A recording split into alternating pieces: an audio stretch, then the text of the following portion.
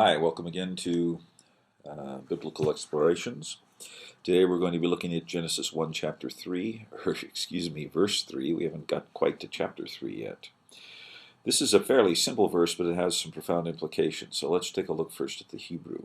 Wa is and. Now notice, each of these verses and phrases starts with wa.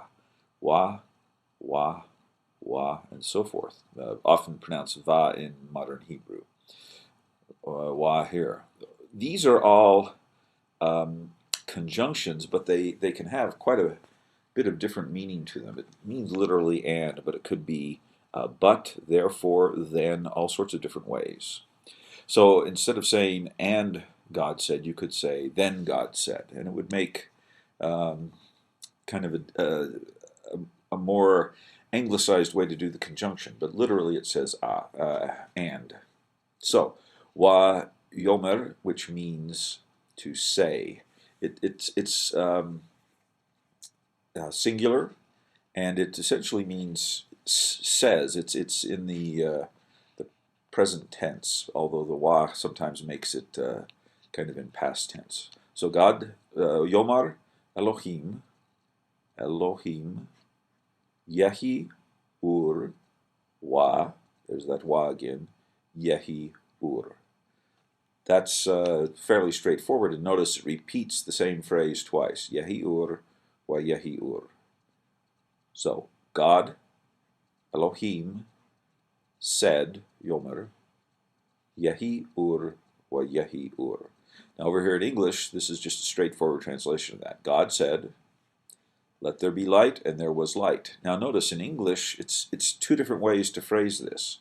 It's not in Hebrew. In Hebrew, it's the exact same phrase repeated twice. And literally in Hebrew, it means God said, is light and is light. I mean, that's literally what it says. Yehi here is the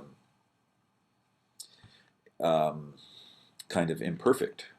So, is light and is light. Of course, doesn't make much sense in English. So the English translation is actually based more on the Greek and Latin, with which it has more in common. That is to say, the way we phrase it, let there be light, there was light. Same type of thing in Greek here. Kai epein hotheos, God said, egetheto, genetheto phos, kai egeneto phos. Now here you get the exact same grammatical differentiation that we do in English, and the same in Latin. Dixitque. Now notice the que here in Latin is added on to the end of a word. So said and, we'd say and said, Deus fiat lux et facta est lux. The light was came into existence, or was made, or done. All of these languages, English, Greek, and Latin, approach it quite differently than the Hebrew does. But we're not doing this for a grammar lesson. Notice, too, that the Greek here, ginomai is the verb, and genetheto is the aorist passive.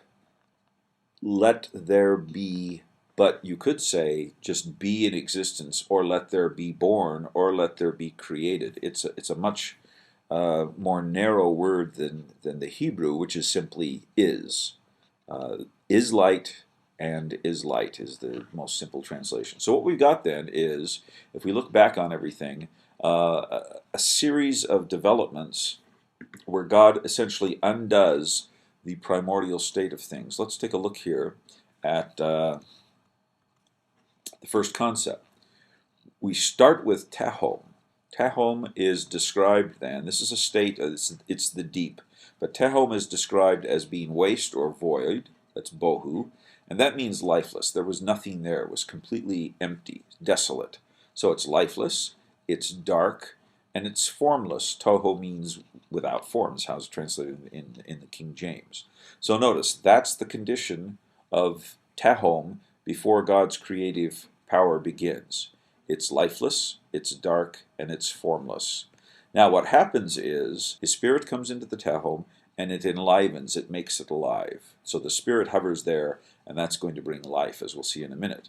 The darkness is dispelled now in verse 1-3, let there be light. So the light comes and the darkness is overcome. The formless tohu is ordered by God by dividing things, and we'll see that in chapter 1, verse 4 through chapter 2, verse 3.